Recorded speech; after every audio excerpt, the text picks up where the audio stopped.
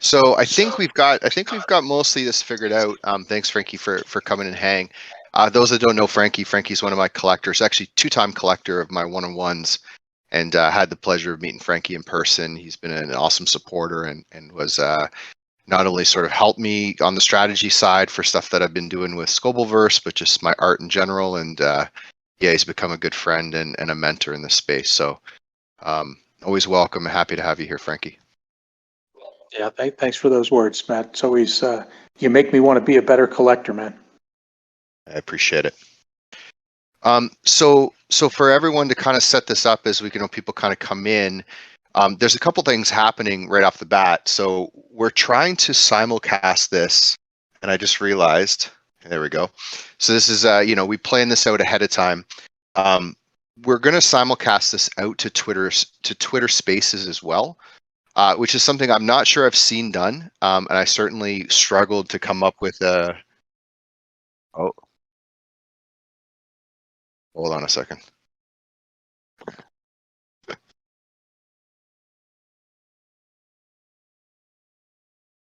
Uh-oh. Give me a second. Oh, we're all good. We're all good. Can you guys hear me right now? For Frankie? Yeah, we can hear you, Scopes. So I just got a repeat of my speech come back in my ear, so I'm just trying to figure out exactly what's happened. Oh, I know what it is. Okay, I'll fix that right now. Give me a second. How long so you funny. been collecting for, Frankie? If you're still around, you're on mute. Yeah, so summer of 21 is when I started. My first NFT was a CryptoKitty. Oh, nice, good start. My Mine condolences. was not quite as enviable. Yeah, Josh.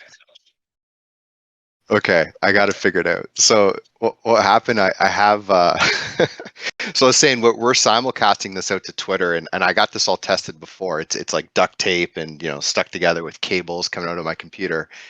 And I actually joined the Twitter space on my computer, and I didn't realize that it was muted on the mic on the phone, and then it started playing in my ear. So I was hearing what I was saying, like 3 seconds behind, and I had no idea where it was coming from. So hopefully it's working now. You guys can hear me okay, right? Yeah, it sounds good. Okay. Everything sounds great. Cool. So maybe if someone could do me a favor who's in the audience, or maybe, preferably not someone on stage.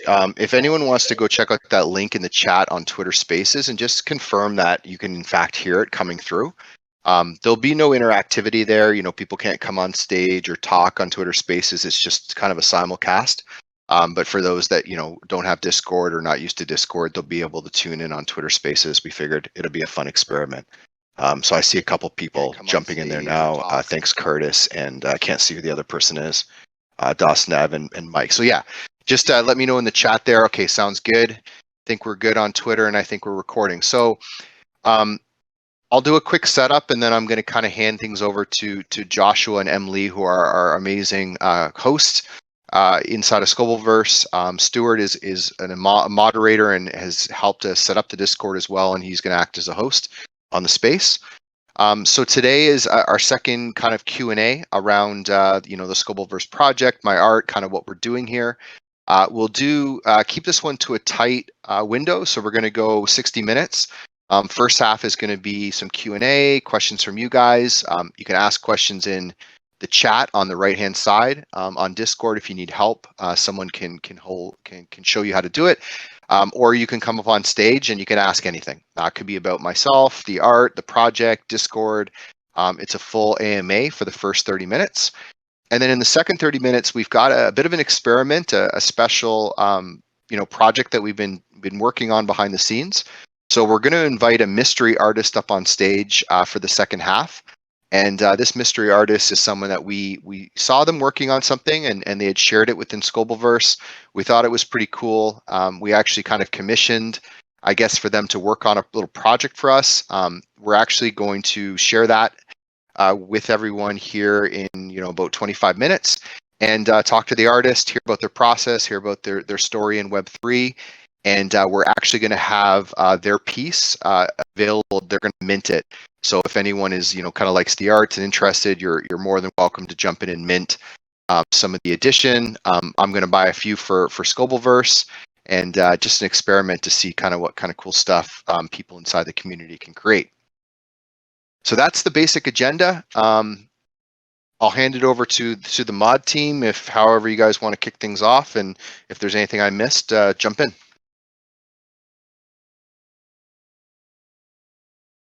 Thanks, Scobel.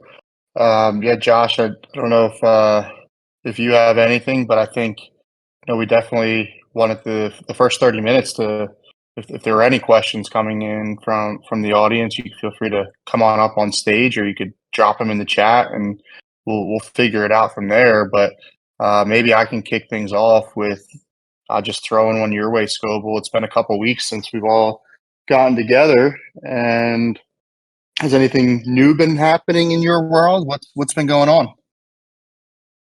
Yeah, for sure. Thanks, Emily.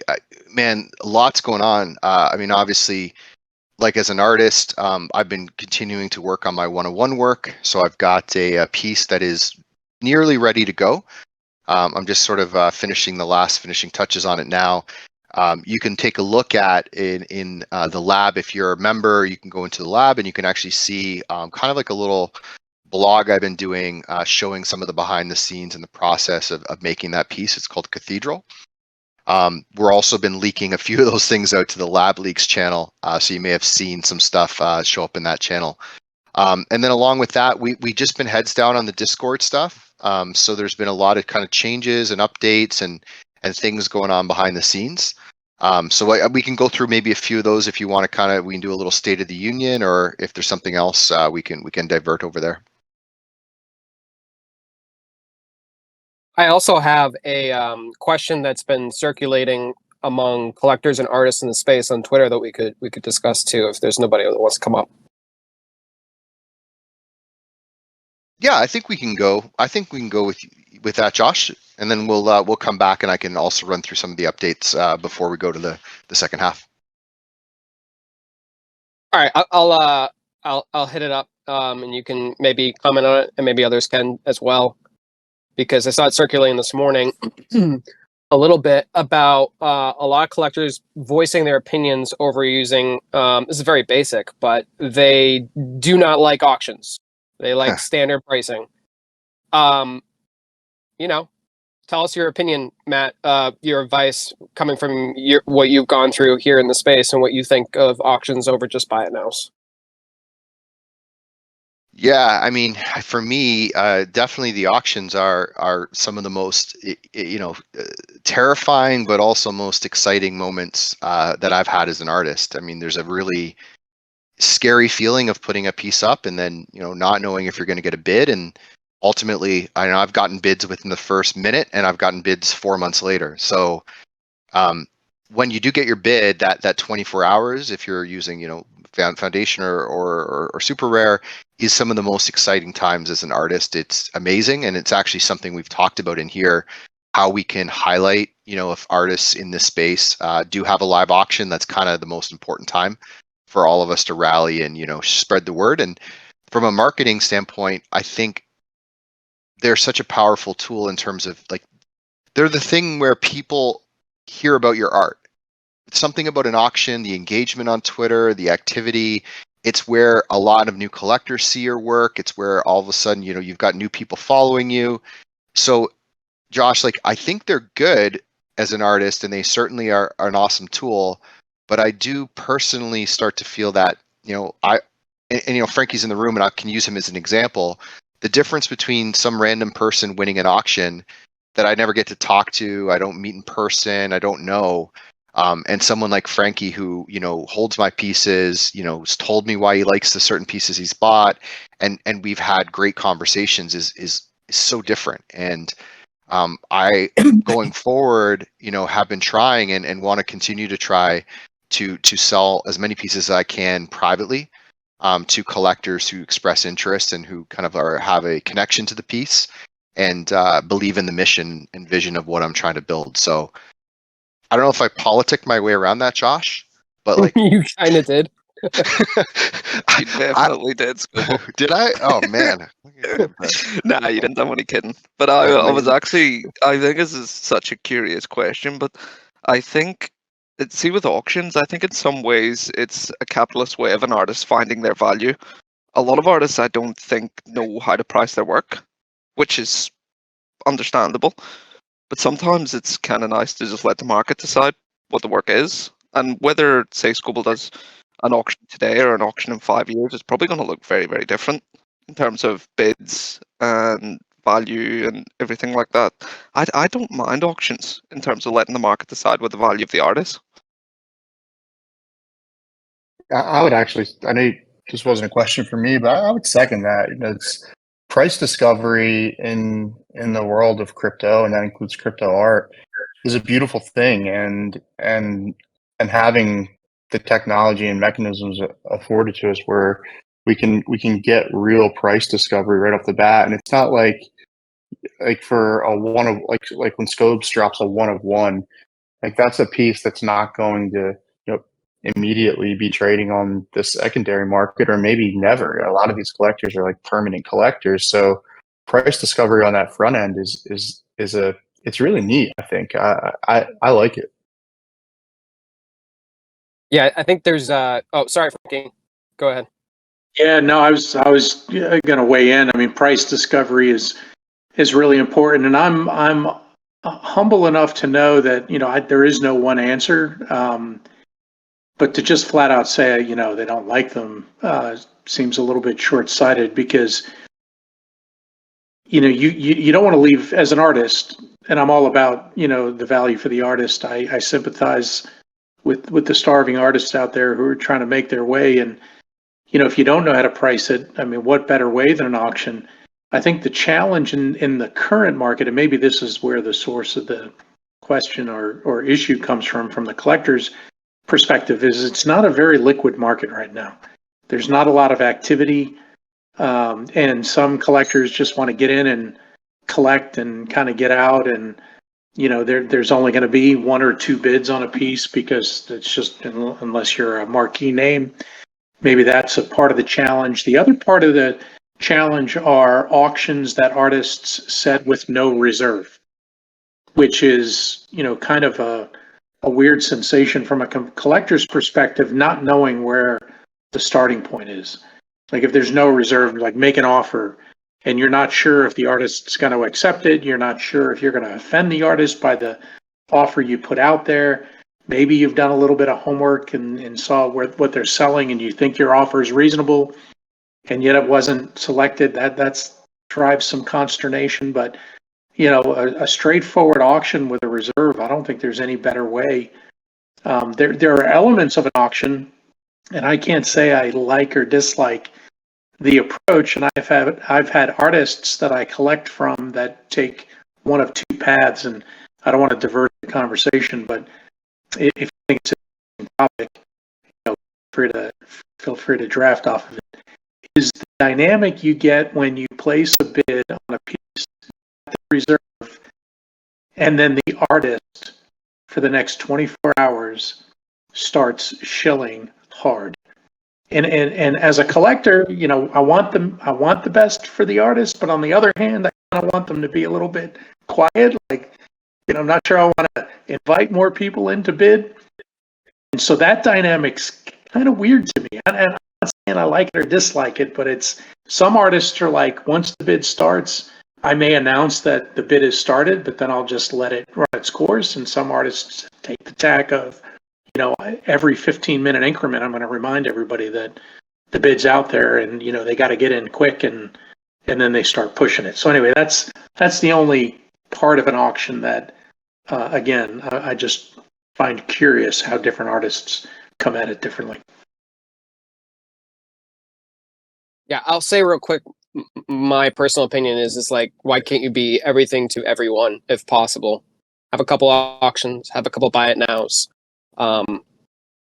Because I think there's all kinds of different people, and this is a global market specifically. That's a really big thing to remember, is that you're not regionally approaching people, you're globally. So there's going to be people that are going to really dig having an auction, and others that are going to enjoy just having a buy it now. But I think Scobel, you've done a really good job of this. Is it's talked about a lot, curation of collectors. And when you're able to have a personal connection and talk to individuals and do a private sale, you're kind of technically, even if you're not on purpose doing it, you are curating your collectors a little bit more than someone that just has an auction sitting up there and someone bids and you never having an interaction. I think that goes, I don't know, that's underutilized, under talked about, I think, a lot of times, because those kinds of things, those kinds of connections are going to power you through something like a bear or something that's like what we have going on right now. Whether it's in the matter of sales, but, you know, what were we going to say? Oh, sorry, I didn't mean to cut over. No, but it's you're all good. I'm super interested in the point that you make, and what I find interesting is, as you say, Scobel's curated some of his collectors, but how did he do that? One step back, like how did Scobel and Frankie meet? And neither of you could answer that. But was it through an auction? Was it through a buy it now? Was it reaching out in DMs? Because it takes time to build that duration of collectors. Yeah, Either. I'll answer that. You know, specifically how we made the first connection, and there's probably a number of different ways I've met artists, but Matt and I getting together was a function of a DM I got from Mayamo Matt, another collector that I'm connected with, who suggested to me that, based on conversations I was having with him, and you know, we competed for a couple of items, and we were competitors, kind of jesting with each other. But he sent me a DM and knew what my eye was and knew what I appreciated, and said, you need to get in on this edition with this emerging artist named Scobel, who is currently working at an established company, but is looking to go all in on Web3, and he's got some fascinating ideas about the technology, the underlying technology, and the art. And I think that's what started it. I reached out to Matt, and it was just serendipity, because I also I was also on my way to VCon in the not too distant future, and Matt was as well, and we decided to meet up and spent a little bit of time together at VCon in person, and things just clicked. So that was my recollection. Matt, you got any different recollection? No, you got the story the way I remember it. I'll just add that, you know, how I got there was actually two steps back.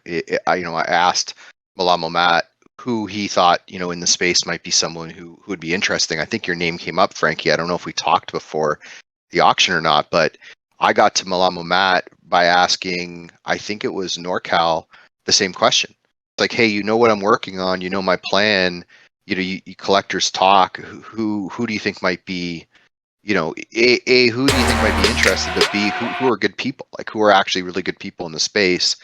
And Malamo Matt's name came up like 2 or 3 times with different collectors and artists. So I reached out to him, and then he bought a piece, and then, you know, connected me with you. So yeah, just like, I don't know, the same way, you know, people find jobs, the same way people find new friends, the same way people kind of network, just, you know, asking people that that you value and that value you for that right, you know, introduction when the time's appropriate.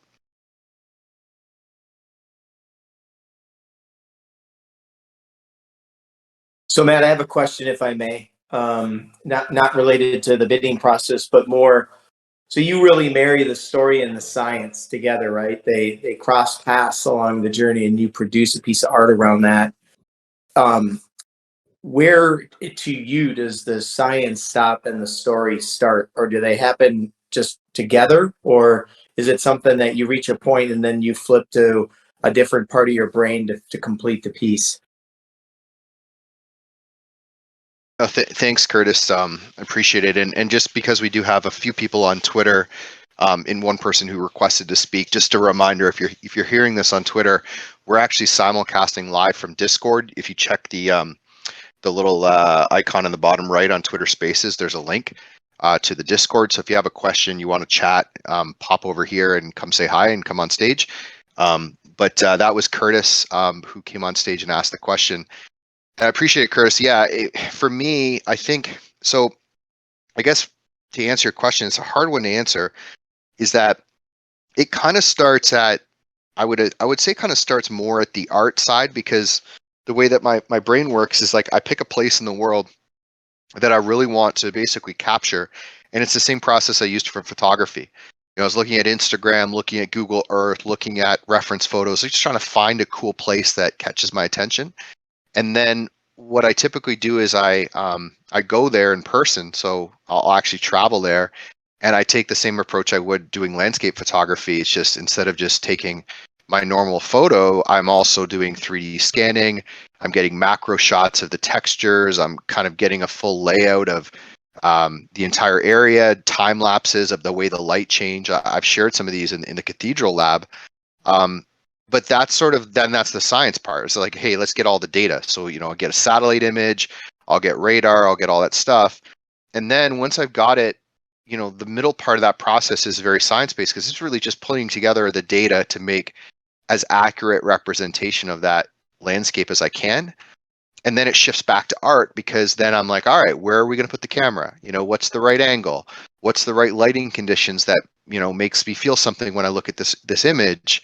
How do I want to edit this image? And people don't realize, like, I'll render my images out, and then I'll bring them into Photoshop and Lightroom, and I'll edit them the exact same way that I do landscape photos. So I guess, Curtis, it kind of waves, like it goes between art and science throughout the process. But the end result is always the end result is always art for me. Like it's not meant to be a scientific, you know, what do you call it? Like, it's not meant to be a technical, you know, end result. Is meant to be something that you look at and you're like, this is awesome, this makes me feel something. And then when you kind of learn what went into it, that is where I think a lot of my collectors, I believe, have had that aha moment where they realize, like I'm the piece I'm working on now, it's been over a year, and I'm not making that up. I was in Cathedral Rock in Arizona last year in the end of February, and I went back there again this year. And I've been at this stupid piece for over a year trying to get it right. And yeah, I won't release it until I'm really happy with the art of it, not necessarily the scientific part. I don't know, does that answer your question, Curtis? It does. Thank you. And if I can interject one other quick question, because I think it's why did you pick the MFer for Open Roads as the driver of the bus? Oh, you reminded me of something that's really I forgot about. So someone asked this question again recently. I think it was probably Emily, because he's always talking about this bus. And I went back and I found the conversation. So the conversation was NorCal, myself, 6529 and 6529 and Texels, who does the all the Ilalis stuff for 6529. And it was a 6529er who said, you know, I said we should have a draw to see which PFP is going to drive the bus, because we knew that it would have an impact, whoever was in the driver's seat. And 6529er said it's got to be the MFer. Their hands are already in the right position. So that's why the MFer is driving the bus. And just it does, now that I look back, it does feel totally appropriate to have the MFer driving that meme bus. Thank you. On the other side of that PFP, I mean, those MFers could be doing absolutely anything, and that includes driving the meme bus, I guess. I love it. You guys are the best. That community, man, kills me. I love it so much. So funny. So we're kind of trying to stick to a bit of a schedule here. I want to give time for the artist side of this. Any other questions popping up in the chat, or anyone else have anything from the audience? Scobel, maybe you could run through what's going to happen post the 60 minutes. Oh, right. With the faucet. You know, I want to take a shot at something. I don't know if it's going to work, but I think it's worth the experiment. I'm going to screen share my Discord, and I'm going to show kind of like a little rundown of some of the stuff that we're kind of working on behind the scenes. I think people will find it interesting, and then I'll mention what's happening after. But we tried this yesterday and it didn't work, so we'll try it one time, and if it doesn't rock, then we'll go back to the drawing board. So let's see what happens here. If I share my Discord, we'll go 1080. 30 frames a second. So just let me know if anyone ends up seeing this on screen. You should see a Discord window with all of your lovely faces on it. Yeah. Yeah, we're good. Looks good. Scobel. Awesome. Yeah, so I'll give you guys a quick update on some things that we're working on.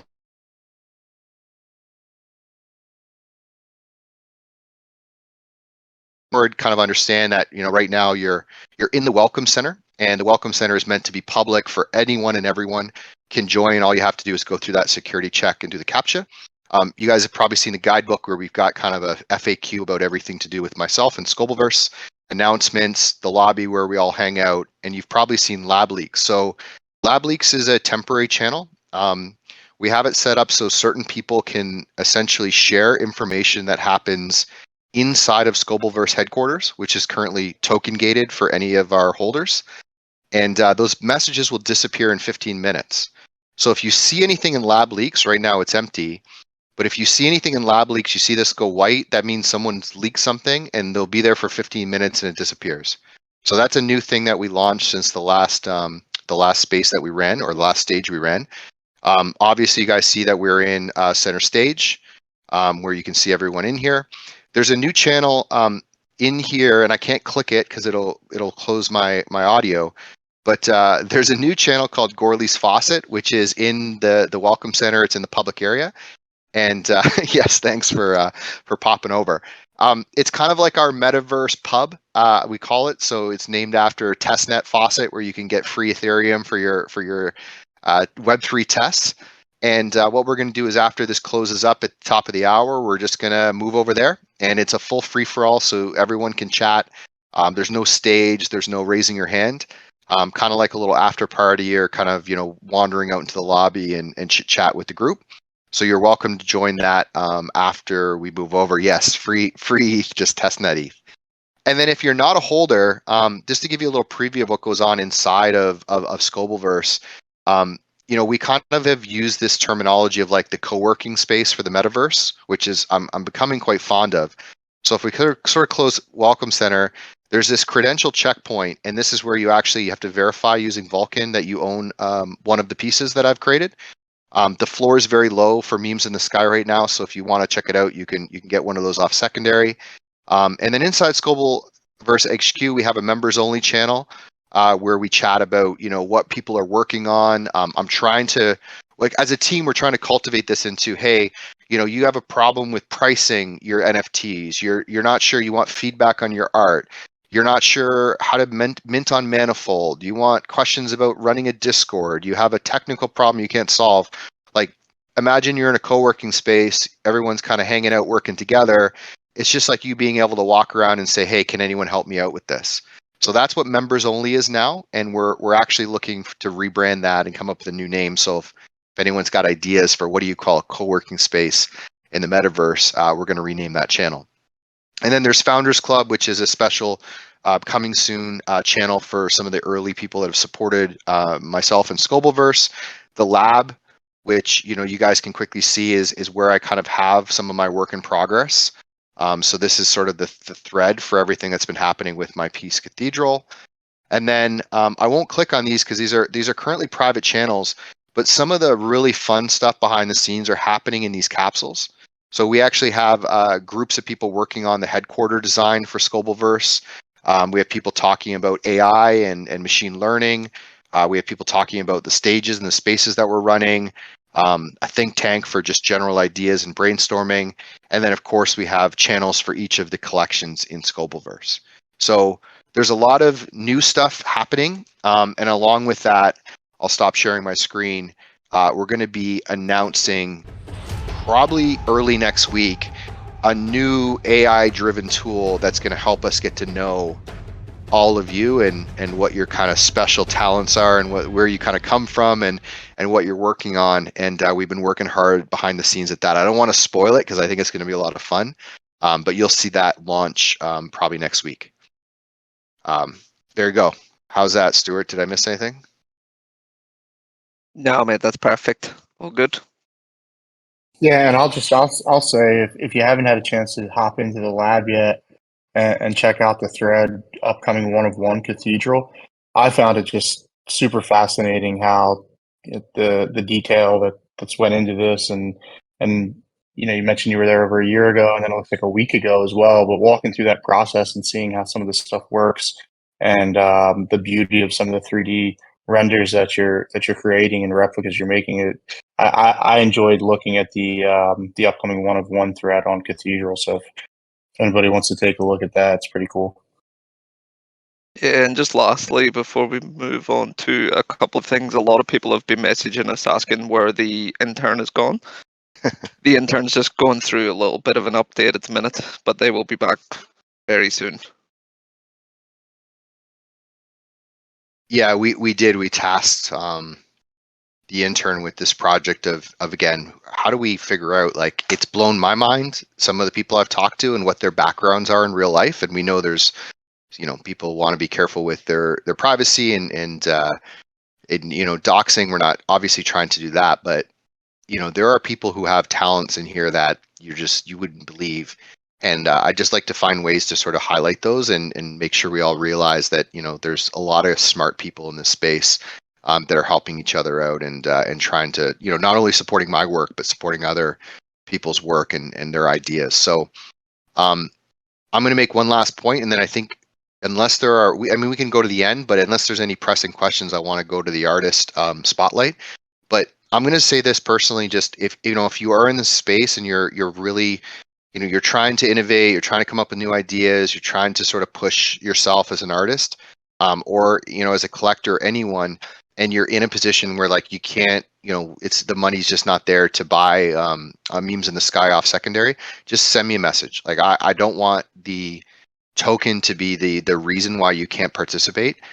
So we did set up the welcome center to be public, but if you really want to contribute and ask questions and help and are willing to spend time, we can work something out, and I can get you access. So I think that's important to mention.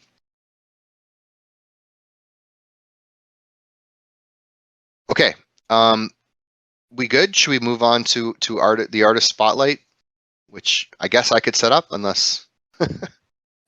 Sounds good to me, Scobes. If you want to tee up the artist spotlight, I think that's awesome. Cool. So we kept this kind of a secret, although I did leak some information earlier. I don't know if anyone saw it, but I did leak something into the members only area. So there's a little story here, and then I'll get the person to raise their hand and come up, and we're gonna go through the process. But I'm a big supporter of experimentation, and I think as artists we get in our groove of we have our style, we have our process, and there's obviously very successful artists that have stuck to that. But my personality loves innovation and creativity and experimentation. So when I see something different that I haven't seen, I get excited. And last time we were having this space, one of the people in this Discord, just started kind of sharing something that they had been working on, and it got a really great response from the community. So we thought, let's try an experiment. Let's see how this works. No idea, no expectations. But we're going to invite that artist up to the stage now. You can go ahead and raise your hand. And we're going to do a little interview. And we're going to talk about a piece that we actually, we basically worked together to say, hey, can you make this for the Scobelverse family? I committed to actually buying a bunch of them. We'll make it available. Again, there's no pressure, obligation. There's no detachment here. We're not promising any utility with this. It's just, hey, this is a cool piece. I think it's interesting. And we'll make it available. The artist will make it available on Manifold. We'll share the links here in a second. And yeah, it'll be a fun little experiment. We'll see if it's successful, and we want to do it again in the future. So welcome to the stage, MB Stewart. How are you, sir? Not too bad. Can you guys hear me? Thank God we can hear you. Yes, I'm a computer guy, so if I wasn't able to get my mic going, there would definitely be a problem. It's all good. We had so many challenges with this, and we're a lot of us are very technical, and we still couldn't get audio working yesterday. So we're happy to hear your voice. Well, thank you so much for the introduction. Happy to be here. I was absolutely psyched when you reached out and hit me with this idea. So this is great. So I think we'll go a bunch of places here with this, but I think we should go right to the piece kind of first. and put it out there, share with the links with everyone and see. And if, if people like it and they want to do, no one else will know about this other than the people in the space right now. We haven't tweeted about it or put it publicly. So we'll give everyone a first shot if they're interested. So why don't you, in your own words, maybe talk us through what you created for Scobelverse and kind of how it ties back to the other art of this type that you've made in the past. Absolutely.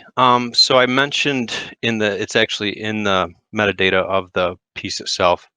I saw Brendan Dawes speak like probably over 10 years ago at this point at a Macromedia Flash conference in New York City. And he was building with something I had never heard before called processing. Basically allows you to take code and do all kinds of cool stuff. Very early generative art was done with that. The thing he did at the time, which just blew my mind, was he was taking a computer camera, and basically if you waved your hand in front of the camera, chimes would go off. So it was like wind chimes based on movement in the camera. And it just blew my mind the way that, an input device was mixed with, reading the video and then producing audio. Like it just kind of, got me super excited about it. At the time, it was not something I could really wrap my head around, but I went and downloaded processing and started doing some tutorials. And I'm kind of all over the place with art. I wish I could do, it full time. But it's kind of more of a hobby and something that I aspire to do full time someday.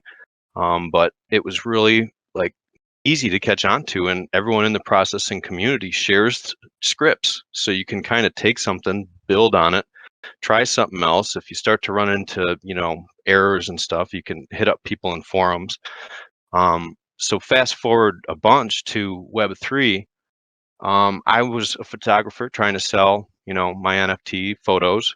And at the same time, I felt kind of, scared to mint new photos sometimes when the other ones weren't selling.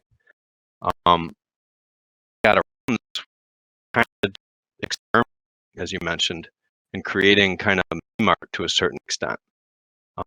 I've approached certain people and, let them know that, hey, I do this, and what do you think about it? And the reception has always been really good, especially when it comes to converting pixels to text. So originally it was like, hey, I can take your PFP and replace all the pixels with GM. And people loved it. Like I did, a bunch of different Bored Apes. I did some MFers, some different stuff where people would just come my way and I'd make them. And I kind of set it down, as a project. I wasn't really trying to make money off it, but it was just fun. Well, I recently got more into taking that a step further by putting a lot of random code in what I was generating, and then taking all those outputs into Photoshop and creating an animated GIF out of it. That not only allowed me to create more of an animated piece, but I could also use different text prompts. And, once I changed the text a couple times, it was like, wait a minute, I don't want to do that. I'm going to build an array. And that's kind of how I work. Like I'm always trying to improve, always trying to make something easier to do. So the script keeps evolving in a way. And if I was doing a photo with that, sometimes I'm too much of a perfectionist to where it's like, okay, I can't release this yet. I need to work on it more. Where with this, it was kind of just wild and out there, and I didn't necessarily hold back. It was just like, hey, what do you people think of this? So I'll breathe. No, I love it. I'm going to actually, what I'll do is I'm going to do a screen share because now I'm addicted to this, and I'll show people the piece, and you can just, with that context, kind of just explain it, what you did with the logo and how the interactivity works. So let me share. And then, Emily and Josh, anyone else, you guys can also chime in with anything. It looks kind of warped on my page right now. How about that? I don't know. Okay, so talk us through it. Asked me to create the text to pixel conversion, and in the DMs while we were talking, I kind of showed him one of my other pieces that I was working on, which was actually NFT.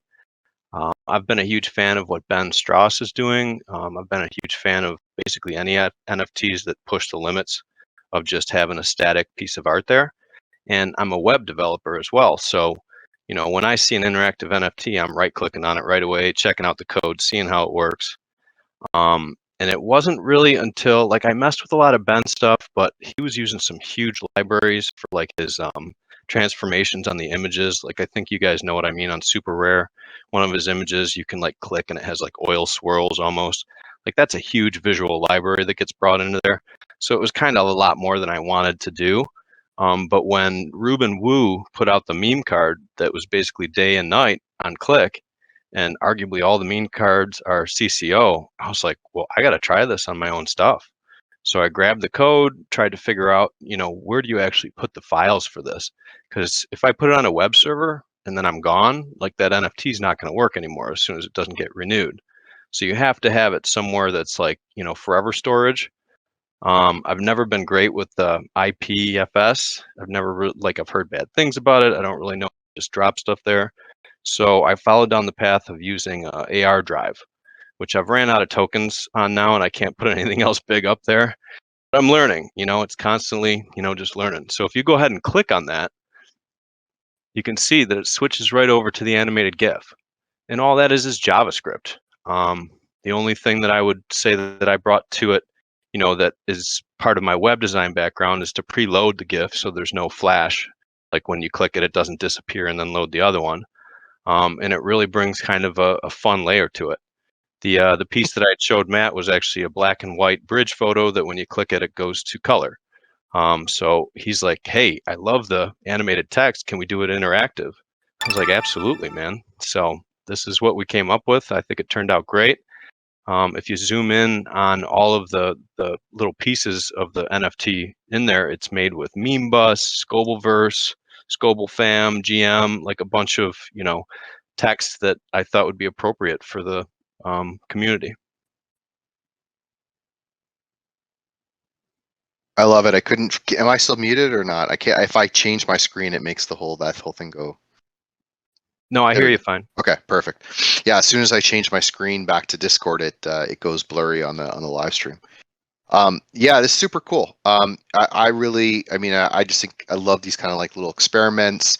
I love just how it's sort of, the static logo, and then it flips into the full animation and all the detail and stuff behind it. And if you guys are looking, I won't screen share this because I think it'd be more effective if you're on your computer. Just hover your mouse over the logo for Scobelverse right now, and you'll notice that it starts to animate. That's actually the same NFT. So we uploaded the animated GIF of it, and it's able to animate as you hover your mouse. And the banner image for Scobelverse is also a still image of the logo with all the text and everything inside. Super cool. I want to give a shout out to DJ Ambro in the audience, the community member here. He actually reached out to me to have a piece commissioned of his hot dog PFP. And again, it was just really cool because the first thing I said is, yeah, I'd love to. So what do you want the text to be? And he was kind of like not ready for that question and had to think about it. Came back to me with like a list of 10, text prompts. And I plugged them in, ran, what I like to do, put it together to where I thought it looked great. And, he loves it. We've had him on the, media, don't show anyone until this show. So he's really happy to let everyone know about it now. Yes, thank you, DJ Ambro. I reached out and said, "Hey, we want to do something. We want a surprise.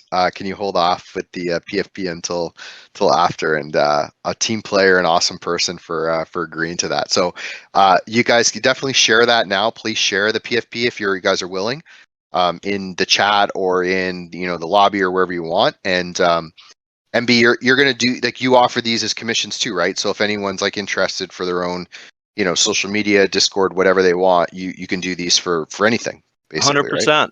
Yeah. Very cool. Emily, Stuart, Josh, anything on your side? I think it's great. I was able to just go over to Manifold and grab one. I love it. I think you did a great job on it, Stuart. It was very cool.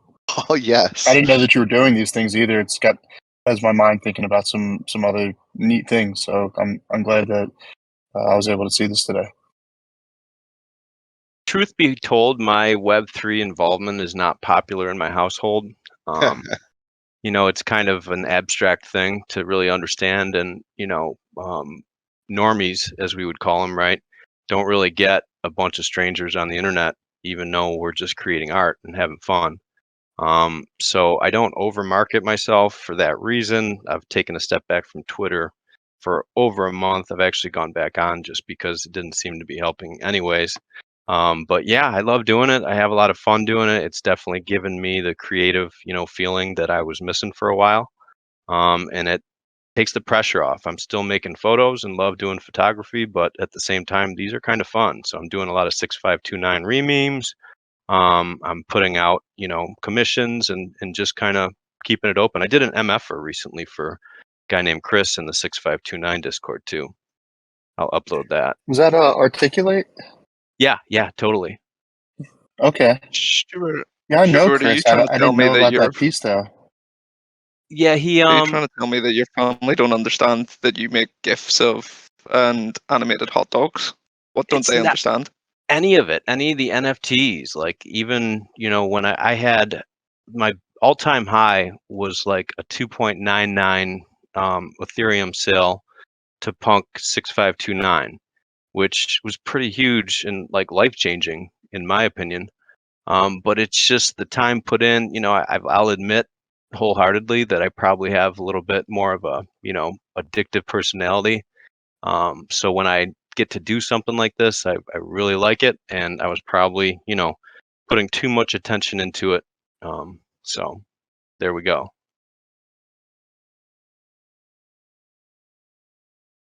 I'm just finding the GMFer right now. Here we go. So what's next for you, Stuart?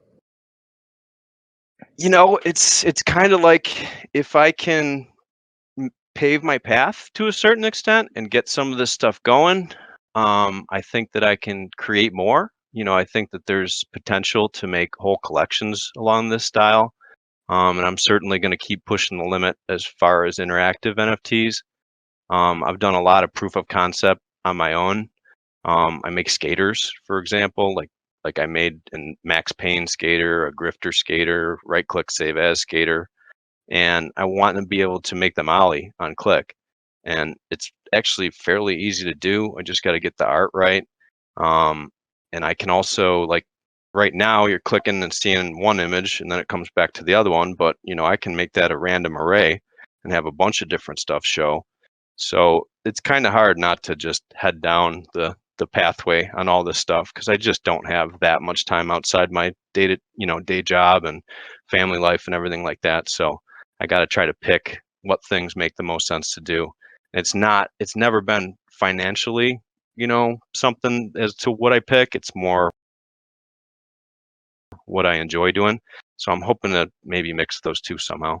I'm psyched that any of these have sold already. I'm psyched that I have the artist spotlight going on here. I'm a big fan of Matt's work and what he's been doing in the community. So yeah, very excited. Who's going to we should apologize for anyone that's having a seizure right now. This is just like glitching on two screens on my computer and my laptop, and I'm just like losing my mind. It's super cool.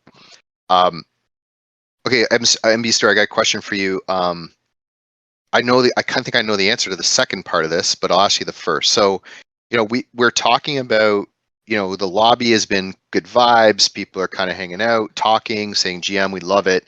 But inside of Scobelverse HQ, which, I don't know if you're a holder or not, but if you're not, I will make you a holder as soon as we're done the space, so you can come in there and hang out. My question for you is, like, if you imagine you're in a co-working space, you're working on your own art, you're kind of interested in what we're building and the vision for Scobelverse, but like, what's one thing that you could use help in the community? Like, how could we help you with something that you're struggling with right now as an artist? I have, a very positive opinion of most of the art I create. Right. So I think the stuff I put out in front of people's eyes are pretty good. I think that I have a hard time getting my work in front of the right eyes, arguably. Like Malamo Matt is one of my collectors. I was actually on the Malamo, art team to try to help with a bunch of stuff, but I had to take a step back from that because of, as I mentioned, the personal stuff. But like, how you talked about, meeting Frank the Tank, and getting Guy NorCal and finding out some good collectors and stuff like that. It's hard to do that on Twitter, right? And in the early days of trying to market this stuff, like DMing anyone was like a big no-no. Cat Tux was one of the first people who bought my work, and like he would block people who would DM him out of nowhere. So I'm just like ultimately scared of that. So I guess just finding ways to market my work, finding ways to help other people, but also get my work in front of people's eyes, so that if the opportunity comes and they like it, then maybe they can be a collector of mine. I have a hard time with that. I'll show something once, and then if no one sees it, I'll be like, yeah, that wasn't good, I guess.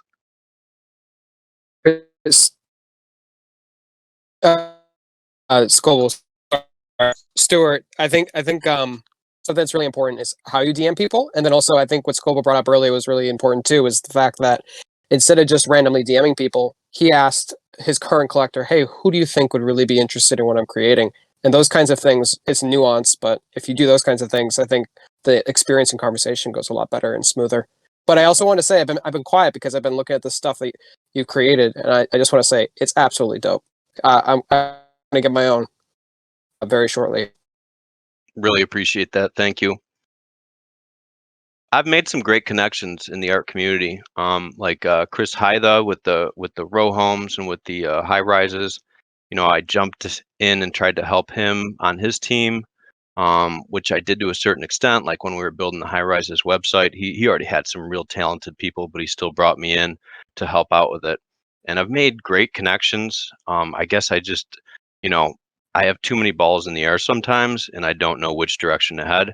And sometimes I feel like I'm just putting in too much and I need to take a step back and stop.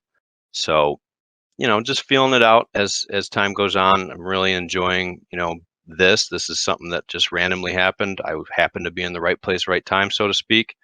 And yeah, I mean, not too much pressure on myself to succeed, but I would like to see it happen because I obviously see a bunch of other people, getting really lucky and, turning independent by their art, which is pretty huge. Yeah, balance is key, right? Absolutely. Yeah, amen. And I mean, you're definitely for sure not the only person, right, with that challenge and that ask. So I'll just say to you, hey, feel free to be vocal in that members only channel. Just kind of share whatever you're kind of struggling with. We'll get some people to give you ideas and help, and I'm sure you're not the only person. And then the second part of this question was just going to be, what do you think, maybe the biggest asset you could contribute to the community is, like, what's something that I'm looking at it now, so I don't want to assume, but is there anything that you particularly think you could add value or help these guys, all the people in the community with? I have a lot of experience with computers, with web stuff, with technology. And I think that a lot of people use the word impossible or too difficult sometimes when it comes to things. And it's like, I mean, there's ways to do that, that don't necessarily involve a recurring monthly fee. Um, so, I think I could help people experiment with things. I think that having people bounce ideas off me, I could be very helpful with. So, I like being, helpful to other people. I've done it in a lot of other Discords. I find the app Discord, if you don't find the right communities, to be a little bit noisy, not knowing where to go, the notifications. I kind of only look at mentions because it's just, I've joined so many with as much as I've been collecting. I've Most of my sales I've put back into stuff. Like I've taken profits just to, make ends meet on bills and stuff like that. But I have a huge collection of photos. I've been lucky enough to collect some really cool, non-photo stuff. Never got into any of the PFPs at the right time. I saw Bored Apes when they were very affordable and just didn't get it. I actually, on Drift's first drop, was in my car with MetaMask and found out that you can't just log into MetaMask on your phone. So I missed out on Drift's pieces, which kind of sucks because obviously those mooned more than anything else I've seen. But yeah, I've got a lot of experience in Web3 that, translated from previous experience in Web2 and just being a geek for a long time. So.